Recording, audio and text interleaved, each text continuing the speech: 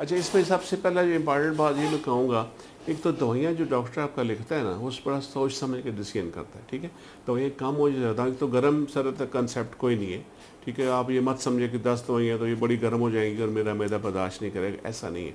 अब देखो, जैसे मैं आप यूके में था तो वहाँ हम बड़ी हाई डोज यूज़ करते थे ना, जैसे ये जो स्टैटिन्स हैं, इनकी डोज़ बड़ी हाई थी। इसके अलावा बाकी जो एंटी हाइपरटेंसिव की, जब हम पाकिस्तान में वापस में आए तो यहाँ कंसेप्ट बिल्कुल डिफरेंट था।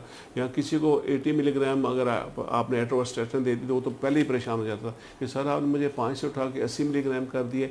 और वो उनको समझाना बड़ा मुश्किल था मेरे लिए शुरू में। ऑब्वियसली अभी तो फिर आहिस्ता आहिस्ता बंदा अपने लोकल मॉल में ट्रेंड हो जाता है कि भाई ये डोज़ बहुत ज़रूरी है आपके लिए। तो एक तो ये कंसेप्ट गलत है कि 5 मिलीग्राम गर्मी नहीं करेगी तो 80 मिलीग्राम गर्मी कर देगी, ऐसी बात नहीं है, नंबर वन।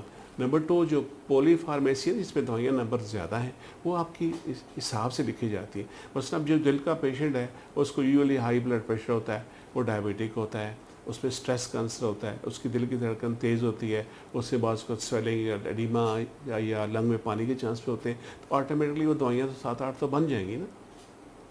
तो इसमें घबराने की ज़रूरत नहीं है। हाँ, वो दवाई डिस्ट्रीब्यूशन ज़रूरी है। इकट्ठी दवाई आपने 8 के 8 दवाई एक टाइम नहीं खानी है। आपको डॉक्टर बताएगा वो सुबह कौन सी खानी है, दोपहर कौन सी खानी है, शाम कौन सी खानी है, रात कौन सी खानी है।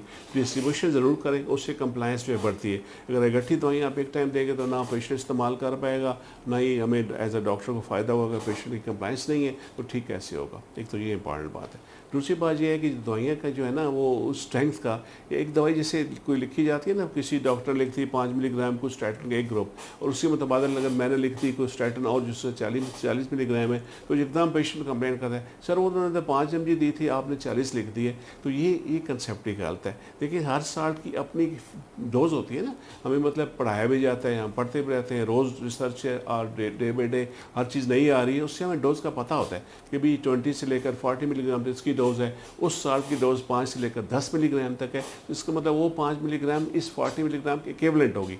वो 5 मिलीग्राम टैबलेट है तो ये 40 के बराबर काम कर रही है। इसका मतलब ये नहीं कि 40 की मैंने बहुत हाई पोटेंसी दवाई दे दी है और आपको तंग करेगी। ये बहुत इंपॉर्टेंट बात है। अच्छा, अब ट्रीटमेंट पर आते हैं कि ट्रीटमेंट क्या करनी होती है। अब जब डायग्नोज हो जाती है बीमारी, जैसे कॉरोनरी आर्टरी डिजीज़ की हम बात करें, तो उस पर इमीडिएटली फिर हमें असेस करना पड़ता है कि ये अब किस स्टेज की बीमारी है। उस पर जैसे एक्यूट हार्ट अटैक की बात होती है, उस पर ट्रीटमेंट बिल्कुल डिफरेंट है। अब हार्ट अटैक भी 2 किस्म का है, एक में हम एस टी एलिवेशन MI कहते हैं, एक में non S T elevation MI कहते हैं। तो दोनों सूरतों में खून की रगें बंद होने से अटैक होता है, और खून की रगें जो बंद होती हैं उसकी वजूहत हैं। रिस्क फैक्टर के अलावा जब एक्यूट बंद होती है तो ज़ाहिर है क्लाट जाके जमता है, तो खून पतला के दवाइयाँ फ़ौरन देते हैं। डिस्प्रिन तभी कहा जाता है ना कि डिस्प्रिन हमेशा आप जेब में रखें, जब भी दर्द तो आपको सीने में हो तो आप डिस्प्रिन चबा लें और उस वक्त अस्पताल पहुँचने की कोशिश करें। तो ये इंपॉर्टेंट बात है कि आप खून अपना पतला रखें, इतना पतला ना हो कि आपको ब्लीडिंग हो जाए, आपको खुदा ना खास्ता पहले से कोई ब्लीडिंग टेंडेंसी है, आपको ऐसी बीमारी को मौजूद है जिससे ब्लीडिंग ज़्यादा होती है, तो फिर जैसे आपको बवासीर की शिकायत है और आपको एक्टिव बवासीर है, ब्लीडिंग पहले भी होती रही है, तो आप दवाइयाँ ऐसी खून पतला करके खाएंगे तो ब्लीडिंग होने का चांस ज़्यादा होगा। अपने डॉक्टर ज़रूर डिस्कस करें कि ये मुझे बवासीर की शिकायत है, या मुझे खून की उल्टी आई थी, या मुझे ऐसा कोई ब्रूज बनते हैं, या पहले भी कहीं चोट लगती है तो मुझे ब्लीडिंग ज़्यादा होती है, ताकि डॉक्टर आपकी दवाई और आपकी डोज को एडजस्ट कर सके। तो ये खून पतला की दवाइयों के बारे में कह रहा था, नंबर 1। नंबर 2, स्टैटिन का है। जहाँ लिपिड ज़्यादा हैं वहाँ स्टैटिन का इस्तेमाल होता है, ख़ासकर उन लोगों में जिनके एज ग्रुप 40 to 60 ईयर्स है। 60 से प्लस पर हम थ्रेशोल्ड कम कर देते हैं, और 80 प्लस तो डेफिनेटली हमारा लिपिड की ट्रीटमेंट थ्रेशोल्ड काफ़ी हद तक कम हो जाता है। 2 चीज़ें होगी। तीसरी ट्रीटमेंट में जो आंसर शामिल है वो कंट्रोल ऑफ ब्लड प्रेशर है। अगर आप हाई ब्लड प्रेशर के पेशेंट हैं तो ब्लड प्रेशर कंट्रोल अज हद ज़रूरी है। अगर ब्लड प्रेशर कंट्रोल नहीं होगा तो डेफिनेटली हार्ट अटैक को प्रिवेंट करना मुमकिन नहीं होगा, और अगर हार्ट अटैक हो चुका है तो उसकी कम्प्लिकेशन को बचाना नामुमकिन हो जाएगा। सो ब्लड प्रेशर हर हाल में कंट्रोल रहना चाहिए। चौथी चीज़ डायबिटीज़ है। ऐसे पेशेंट जिनमें हार्ट डिजीज़ भी है और वो डायबिटिक हैं, वहाँ डायबिटीज़ का स्ट्रिक्ट कंट्रोल बहुत ज़रूरी है।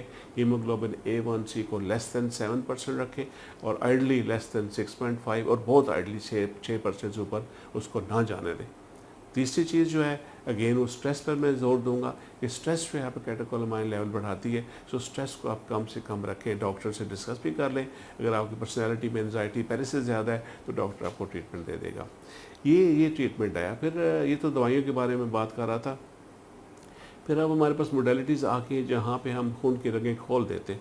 यानी ये तो कंसेप्ट कॉमन है ना कि आपकी खून की अगर रग बंद है तो उससे बेहतर है कि रग खुली हो, खुली रग होगी तो ब्लड सप्लाई चलती रहेगी, आपकी कम्प्लेक्शन कम रहेगी। सो जैसे हम कहते हैं ना, open artery is always better than close. So artery का ओपन करना बहुत ज़रूरी है। उसमें दो तरीके होते हैं, एक तो आपको इमीडिएटली बैलून से खोला जाता है और इसके अलावा फिर स्टेंट डाल दिया जाता है, या फिर अगर ज़्यादा बीमारी सीवियर है और स्टेंट की पॉसिबिलिटी कम है तो फिर बाईपास नतीजा जाना होता है। सो बाईपास में अगेन एक मिथ सा है, कंसेप्ट है लोगों में, लोग डर जाते हैं कि बाईपास कराना ये पता नहीं क्या होगा। बाईपास में ऐसा रिस्क नहीं होता, अलबत्ता आपका डॉक्टर आपको बेहतर गाइड कर सकता है आपकी कंडीशन देखते हुए कि आपके हार्ट की इजेक्शन फ्रैक्शन कितनी है, उस पर बड़ा काउंट करता है कि आपकी प्रोबेबिलिटी क्या होगी कि ड्यूरिंग सर्जरी या आफ्टर सर्जरी आप कॉम्प्लिकेशन होने का खतरा है कि नहीं है। या इसके अलावा जो कोमॉर्बिड्स हैं उनका असर होता है, जैसे किडनी की डिजीज़ अगर आपको है, या आपको अनकंट्रोल डायबिटीज़ है, या आपका अनकंट्रोल हाई ब्लड प्रेशर है, या इसके अलावा और कोमॉर्बिड्स हैं, और मेडिकल मसाइल हैं, तो ज़रूर आपका सर्जन आपसे डिस्कस करेगा, आपको प्रोबेबिलिटी बताएगा, हाँ ये प्रोबेबिलिटी है कि आपको 5% या 10% कॉम्प्लिकेशन होने का खतरा होता है। लेकिन रिफ्यूज़ल ऑफ ट्रीटमेंट नहीं करनी चाहिए। डॉक्टर से मशवरा करें, अपने जो ख़तरात आपके जहन में आते हैं या तफक्कुरात आते हैं उनसे ज़रूर डिस्कस कीजिए कि डॉक्टर साहब मैं ये सोच रहा हूँ, ऐसे ना हो, ऐसे ना हो। आपको डॉक्टर सेटिस्फाई करेगा। सो इस तरह की ट्रीटमेंट है जी फ़िलहाल तो। बाकी जो ज़्यादा हमें प्रॉब्लम होता है वो हार्ट फेलियर की ट्रीटमेंट होता है। तो रूटीनली तो आप एंजियोग्राफी कर ली, एंजियोप्लास्टिक कर ली, पेशेंट में अगर दवाइयाँ प्रॉपर ले रहा है तो चलते रहते हैं। लेकिन ऐसा ऐसा बात उसका हार्ट के पट्टी वीक होते हैं, इंजेक्शन फ्रैक्शन पेशेंट की गिरती है। ये एक बहुत बड़ा ग्रुप है। यानी अभी हम पे जो लोड है ना ज़्यादा, ये हार्ट फेलियर के मरीज़ों का लोड ज़्यादा है। जैसे आप कॉमन प्रैक्टिस में देखते हैं हम लोग के तकरीबन 50% हार्ट के पेशेंट वो हैं जिनको हार्ट फेलियर है। अब हार्ट फेलियर आहिस्ता आहिस्ता ऐसा ऐसा और जो सबस्टेट है ना, पेशेंट तादाद बढ़ती जा रही है। और इसका जो ट्रीटमेंट है तकरीबन आप समझें कि उसमें कोई बहुत ज़्यादा रेवोल्यूशनाइज नहीं हुआ, सिवाय इसके कुछ चीज़ें आ गई, ऐसे गैजेट्स आ गए जिसमें CRT और CRT-D शामिल है। ये एक ऐसे गैजेट्स हैं कि जिसमें हम समझते हैं भी अब दवाइयों से काम ऊपर चला गया, आपने डायूरेटिक भी दे दिया, आपने बाकी दवाइयाँ सारी दे दी, दवाइयाँ बेशुमार किस्म की नई इंटरवेंशन आ चुकी हैं, फार्माकोलॉजिकल इंटरवेंशन की बात कर रहा हूँ। लेकिन इसके बावजूद कंट्रोल नहीं होता, तो फिर हमें डिवाइस तरफ जाना पड़ता है, CRT और CRT-D। अब ये डिवाइस के बारे में एक तो बड़ा कॉमनली ये बहुत ये है कि लोग यूज़ नहीं करते, यानी इवन कार्डियोलॉजिस्ट बहुत कम रिकमेंड करते हैं। यानी मैं समझता हूँ कि इलेक्ट्रोफिजियोलॉजिस्ट इस लेवल पे बहुत अहम अहमियत का अमल है। इलेक्ट्रोफिजियोलॉजी हमारी स्पेशलिटी है, वो बहुत इग्नोर्ड सी स्पेशलिटी है। बहुत कम लोग, इंटरवेंशनलिस्ट बहुत ज़्यादा हैं जबकि इलेक्ट्रोफिजियोलॉजिस्ट बहुत कम है।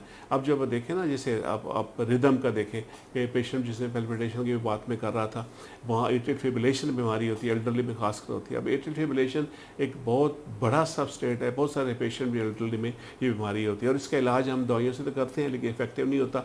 अब बहुत कम लोग हैं जो किसी इलेक्ट्रोफिजियोलॉजिस्ट को ये केस दिखाते हैं कि जाके इसकी इंटरवेंशन कराओ जी, या एब्लेशन करा लो। सो इलेक्ट्रोफिजियोलॉजी इस लिहाज से बड़ी अहमियत के अमल है कि रिदम के एनालिसिस में और हार्ट फेलियर में इलेक्ट्रोफिजियोलॉजिस्ट के बगैर हार्ट फेलियर ट्रीटमेंट मेरे नज़दीक मुमकिन नहीं है। सो मैं इस पर ज़रूर स्ट्रेस करूँगा अपने सारे कोलीग के लिए भी और पेशेंट के लिए भी कि भाई आप अपने डॉक्टर ज़रूर डिस्कस करें कि भाई दवाइयों के अलावा क्या चांस है कि मैं डिवाइस तो जाऊँ, जब मैं इलेक्ट्रोफिजियोलॉजिस्ट से रब्ता कर लूँ, एक दफ़ा दिखा लूँ, डिस्कस कर लूँ, या डॉक्टर से आप रिक्वेस्ट कर सकते हैं वो इलेक्ट्रोफिजियोलॉजिस्ट को ऑन बोर्ड ले लें। सो मेरे नज़दीक हार्ट फेलियर की मैनेजमेंट बगैर इलेक्ट्रोफिजियोलॉजिस्ट के मुमकिन नहीं है।